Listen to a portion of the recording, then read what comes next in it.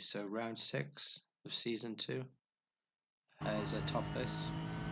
If you think about sector 1 of Suzuka, that's kind of what most of this lap is about. It's highly technical and you really need to be focusing on car position. Okay, so brake reference for turn 1 is just past the 100-meter board here on the left.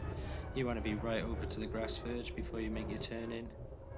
Trail braking towards the apex, picking up the curb on the inside and then running it wide on exit to maximise your exit speed. So brake reference for turn 2 is just past this access road here on the left. Again, starting your turn in from as far over left to the grass verge as possible. Trail braking towards the apex, picking up the throttle. For this next sequence of corners, there's no braking involved. It's just a case of working the throttle to make sure that you're moving from outside to apex to outside. Heavy braking zone for this hairpin. Aim for a late apex, get the car straightened up and up to power as early as possible. Okay, so no braking for this corner. I use that rumble curb on the right hand side there to be able to turn in at the right time. Don't get sucked in for an early apex, because otherwise as you get up to power you're going to run wide on exit, which I kind of do here. Brake marker for the second hairpin is the second arrow away from the corner. Heavy braking down into first gear, aiming for the apex, running up onto the curb, but be patient with getting up to full throttle because there's a bump immediately after the corner which likes to unsettle the car. Brake reference here is in between the 150-meter board. You're just going to bleed some speed, trail braking towards the apex but getting up to power as early as possible, running wide on exit. There's no braking for this corner, it's just a case of keeping the car tight to the inside rumbles, picking up the throttle, but it's more important to be positioned correctly for this corner to be able to get this right hander correct as well. This is a braking zone, but you want to be careful that you don't understeer off the track here. It's a case of managing the grip. Okay, so you're looking for a straight line through this little chicane. You're going to take the curb on the left hand side, but it's going to want to rotate the car, so make sure that you take it with wheels straight. I drop it down a gear for this corner and up to speed as early as possible, and back over to the left hand side of the road to take the final corner.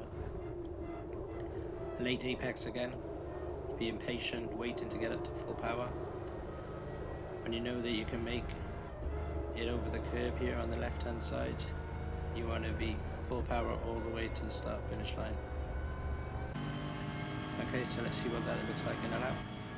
So I've got a good exit from the final corner to begin my lap.